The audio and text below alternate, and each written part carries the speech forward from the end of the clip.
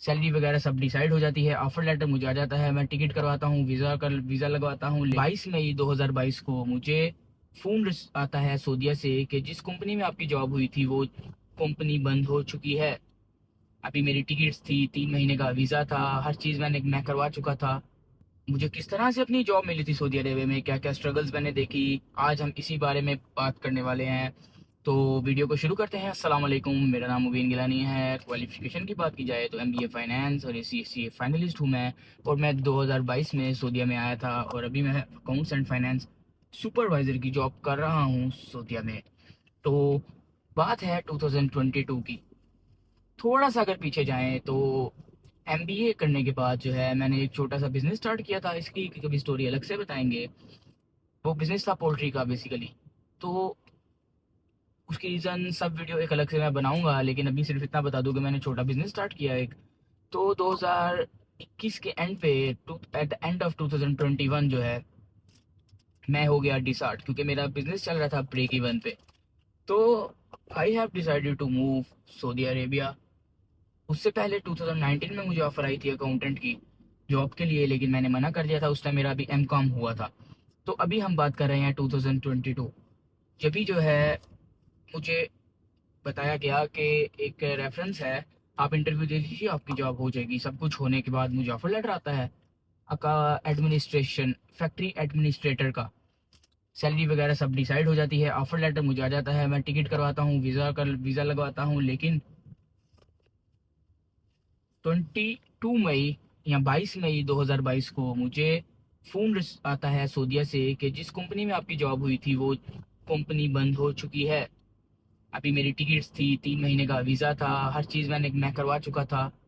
तो step back करने के बजाय मैंने मूव फॉरवर्ड किया और मैं 23 मई सुबह 4 बजे मेरा जहाज़ निकलता है सऊदीया के लिए और मैं लैंड करता हूँ सुबह 8 बजे सऊदीया की सरजमीन पर। तो यहीं से मेरी जर्नी स्टार्ट होती है। तो अभी जब मैं यहाँ पे आया तो मेरे एक जानने वाले थे, उन्होंने मुझे एक रहने के लिए जगह दे दी। बेसिकली वो थे लेबर क्वार्टर्स उनके, जो कंपनी की लेबर जहाँ रहती है, तो वहाँ पे मुझे रहने के लिए जगह दे दी उन्होंने। Thank you very much. उन्होंने जगह दी तो वहाँ पे मैंने रहना स्टार्ट कर दिया। तो अभी मेरे पास ना इकामा नहीं आया हुआ था। जब आप यहाँ पे आ जाते हैं आपका 6-7 दिन के बाद इकामा आता है, तो मैं कहीं अप्लाई नहीं कर सकता था। तो अभी मैं 5-6 दिन गुजर गए, थोड़ा डिप्रेशन में जाने लगा। क्योंकि आप जब यहाँ पे आ जाते हैं तो एक दिन हो या 2 दिन हो, फ्री रहने के टाइम, फ्री जब आप रहना स्टार्ट करते हैं तो आपको जो है डिप्रेशन होने लग जाता है। It's natural, no need to worry, you are getting depressed. तो ये मामला हुआ और 5-6 दिन जो है मैं आराम से बैठा रहा वहाँ पे। उसके बाद मेरा एक दोस्त था बीकॉम जिसने मेरे साथ किया था, उससे मेरा कोई कांटेक्ट नहीं था। मैंने एक दोस्त था जिसके साथ मेरा रब्ता था, उससे कांटेक्ट किया कि मेरा उससे जो है वो कांटेक्ट करवा दो, क्योंकि मैं यहाँ पे आया हूँ, वो सऊदीया में 10 साल से था, तो मुझे थोड़ा हेल्प कर देगा वो। तो अभी हेल्प उसने ऐसा तो ये नहीं की कि जॉब लग जाएगी, सॉरी। लेकिन उसने क्या किया, उसने मुझे जो उसने 10 साल में सीखा था वो सब कुछ उसने मुझे बता दिया। वो आया मेरे पास बैठा, गपशप की, उसने मुझे हर वो टेक्निक बताई कि जिसके थ्रू जॉब मिल सकती है सऊदीया में, या उसने जॉब हासिल की पिछले 10 साल। उसमें से एक सबसे जो जो सबसे मज़ेदार चीज़ उसने मुझे बताई, जो सबसे टर्निंग पॉइंट था वो था expatriates.com। लोग इसको बहुत इजी लेते हैं, मैं अपनी पहली वीडियोस में भी बहुत बात कर चुका हूँ। मैंने ये वेबसाइट जिसको भी बताई है उसकी जॉब 100% लगी है। expatriates.com, उसने मुझे बताया कि expatriates.com पे तुम अप्लाई करो, लिंक्डइन के जरिए भी अप्लाई करते रहो, लेकिन expatriates.com is one of the best website कि जहाँ से जॉब मिलने के चांसेस जो हैं 90% होते हैं। तो मैंने वहाँ पे ऐड डाली, अकाउंट बनाया, ऐड डाली। वहाँ पे हायरिंग अथॉरिटीज़ भी होती हैं और जो जॉब हंट कर रहा होता है वो भी होते हैं। तो एम्प्लॉयर एम्प्लॉय दोनों वहाँ पे सर्च कर रहे होते हैं। एम्प्लॉयर जो है वो एम्प्लॉय सर्च कर रहा होता है और एम्प्लॉय जो है वो जॉब सर्च कर रहा होता है। तो वहाँ पे उसने मुझे बताया कि तुम लिखो, hello dear hiring manager, my name is Mubeen Gilani, I have MBA finance and 7 years 8 years of experience. जितना भी आपको एक्सपीरियंस होगा वो ही आपने लिखना है। तो एक्सपीरियंस एंड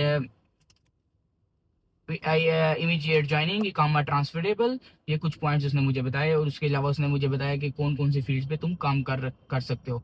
वो मैंने अपना एक बनाकर एक पूरा मैंने वो जो है अपना कवर लेटर कहले बनाकर अपना अपलोड कर दिया मैंने उस वेबसाइट पर डेली। 3 टाइम मैं करता था, सुबह दोपहर शाम। और उस वेबसाइट से मुझे 10 दिन के बाद कॉल्स आना शुरू हो गई। और ऐसी कॉल्स आई कि मतलब दिन में 10-10 इंटरव्यू हो रहे हैं। अब उसमें से 10 में से मेरे 8 इंटरव्यूज क्लियर हो जाते थे, 2 इंटरव्यू रह गए, 7 क्लियर हो गए। मतलब एवरेज मैं लगा रहा हूँ ये, उस टाइम पे ना कोरोना के बाद ना ऑनलाइन इंटरव्यूज का बहुत ज़्यादा वो था कि ऑनलाइन इंटरव्यूज ही होंगे कंपनीज में। तो डेली मेरे इंटरव्यू हो रहे हैं, लेकिन सैलरीज बहुत ज़्यादा कम बताते थे, 2000 2500 लाइक दिस। तो वो मुझे कुछ समझ नहीं आ रही थी, तो मैं उनको रिजेक्ट कर देता था। उसके बाद मुझे ना 20 दिन के बाद एक जॉब मिली। तो वो जो जॉब मुझे मिली उस पे मैंने जो है वो मैं चला गया एक दिन के लिए। लेकिन वो भी मुझे एक दिन के अंदर ही छोड़नी पड़ गई। ये बहुत ही रेयर केसेस में होता है कि आपको विद इन वीक्स जॉब मिल जाए जब आप किसी दूसरी कंट्री में मूव करते हैं। और वो कंपनी भी बहुत बड़ी थी, अरामको का कॉन्ट्रैक्टर था वो। तो लेकिन वो मुझे एक दिन में छोड़नी पड़ गई। ये भी इसके ऊपर भी वीडियो अलग से बनाऊंगा, लेकिन अभी हम स्टोरी बना रहे हैं मुझे जॉब मिली किस तरह से। तो मैं थोड़ा ज़्यादा वीडियो को लंबा करना नहीं चाह रहा। मैं वीडियो के ऊपर ही रहूंगा, वीडियो टॉपिक पे ही रहूंगा ताकि वीडियो ज़्यादा लंबी ना हो। तो वो मैंने जॉब छोड़ी एक दिन के बाद। उसके बाद ईद थी। ईद से 10 दिन पहले और ईद से 10 दिन बाद यहाँ पे ना जॉब्स बहुत मुश्किल से मिलती हैं आपको। अभी वो जॉब मैंने बोल दी और उसके बाद ईद आ गई। और ईद के बाद हुआ यूं के 20 दिन वो गुजर गए। ईद के 10 दिन पहले, ईद के 10 दिन बाद कोई जॉब नहीं, कोई ऑफर नहीं, कोई कॉल नहीं। मैं फुल डिप्रेस्ड। उस टाइम पे मेरी एक चीज़ जो है बहुत हेल्प की जिस चीज़ ने, वो थी तहज्जुद की नमाज। वो मैं पढ़ता रहा रेगुलर तौर पे, थोड़ा सुकून भी रहा और उसके अलावा ये भी था कि हो जाएगा इंशाल्लाह। तो 21 दिन जब गुजरे ना, तो मैं चला गया एक होटल पे मैं चला गया, मेरे सामने ही था जहाँ पे मैं रहता था। और वहाँ पे जाके मैंने उनको बोला मुझे वेटर रख लीजिए, क्योंकि मैं डिप्रेस हो रहा था।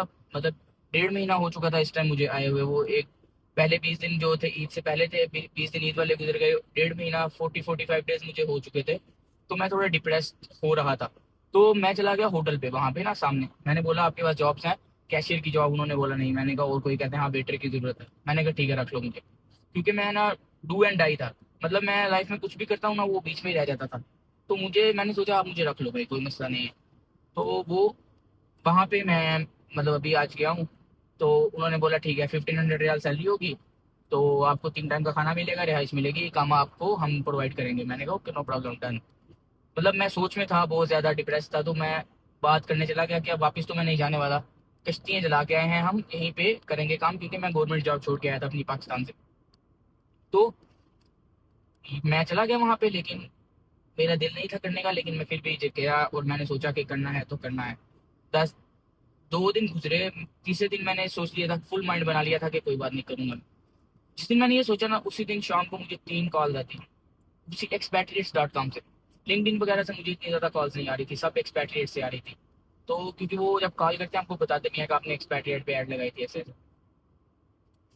तो वो अल्हम्दुलिल्लाह अल्हम्दुलिल्लाह 3 कॉल्स आती हैं, और वो वॉक इन इंटरव्यूज थे, ना कि वो कॉल पे इंटरव्यू थे। मैं वहाँ पे देने गया, एक आराम को कॉन्ट्रैक्टर था, एक यहाँ पे के बेकरी है, और अच्छी बेकरी है, उसके लॉन्जेस वगैरह हैं एयरपोर्ट पे, एक वो थी। और तीसरी कंपनी थोड़ी सी मुझे अभी याद नहीं है। तो वहाँ पे मेरे 3 इंटरव्यू हुए, जिसमें से मेरा एक इंटरव्यू रिजेक्ट हो गया। एक इंटरव्यू मुझे रिजेक्ट कर दिया उन्होंने, और 2 इंटरव्यू जो थे मेरे वो क्लियर हो गए। तो अल्हम्दुलिल्लाह अल्हम्दुलिल्लाह वेटर से लगते लगते मेरी जॉब हो गई।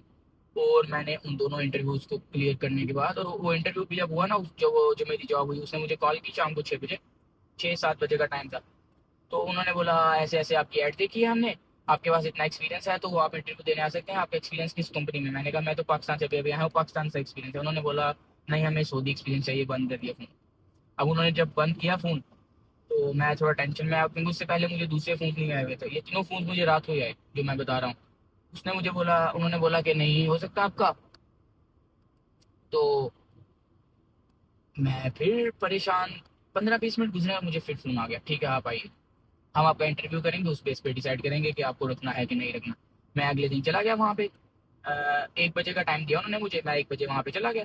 12:30 बजे मैं वहाँ पे पहुँच गया। अभी वहाँ पे लाइन लगी पड़ी, 5-6 बंदे भी थे वहाँ पे, मैं एंड पे था। तो वो अंदर से जो बंदा है वो बोले हो गया मेरा इंटरव्यू क्लियर, मतलब 3-4 मिनट में वो बाहर आ जाते थे।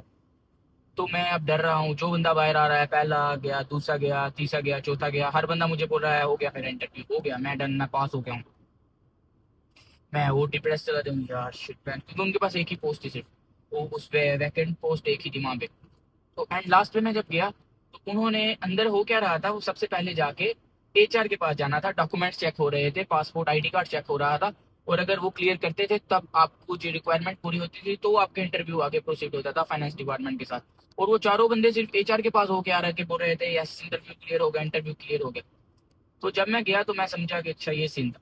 तो फिर उन्होंने मेरी जो है डॉक्यूमेंटेशन क्लियरेंस करने के बाद मुझे भेजा फाइनेंस डिपार्टमेंट में। वहाँ मेरा 1 घंटे 30 मिनट का इंटरव्यू हुआ, 1 आवर 30 मिनट्स का इंटरव्यू था। और वो इंटरव्यू मेरा जो था, इसलिए इतना टाइम लगा कि वहाँ पे ना थे एक यमन से थे, एक मिस्र से थे, और 2 मिस्र से थे, 3 बंदे थे जो सुपरवाइजर्स थे। तो एक इंडिया के भी थे, लेकिन वो इंडिया गए हुए थे, वो मैनेजर थे। तो उस इसलिए मेरा उन्होंने इंटरव्यू लिया। जो इजिप्शियंस थे और यमन के थे 3 बंदे, असिस्टेंट मैनेजर्स और सुपरवाइजर्स। तो वो इस वजह से 30 मिनट्स ईच पर्सन इंटरव्यू कर रहा था। तो वो इंटरव्यू मेरा क्लियर हो गया अल्हम्दुलिल्लाह। और ठीक ऑफिस जाने के बाद एचआर मेरे पास क्योंकि उन्होंने बुलाया, कांटेक्ट किया मैनेजर ने, असिस्टेंट मैनेजर जो थे, और उन्होंने बोला ठीक है इसका ओके है, सैलरी की बात कर लीजिए। और मैं गया एचआर के पास, तो उन्होंने मुझे ऑफर लेटर दिया और उन्होंने बोला you can join from today. तो यही मेरी स्टोरी थी फर्स्ट जॉब की। उम्मीद करता हूँ आपको पसंद आई होगी। इसमें मैसेज ये था कि डिप्रेस नहीं होना है, अल्लाह पे यकीन रखिए, नमाज पूरी पढ़िए, तहज्जुद पढ़िए, इंशाल्लाह मंजिल आपको मिलेगी, ज़रूर मिलेगी। लेट होता है लेकिन मिलता ज़रूर है। अल्लाह पे यकीन रखना है, this is the main game. तो मिलते हैं आपको अगली वीडियो में। लाइक शेयर सब्सक्राइब अगर वीडियो पसंद आई है तो। Thank you very much.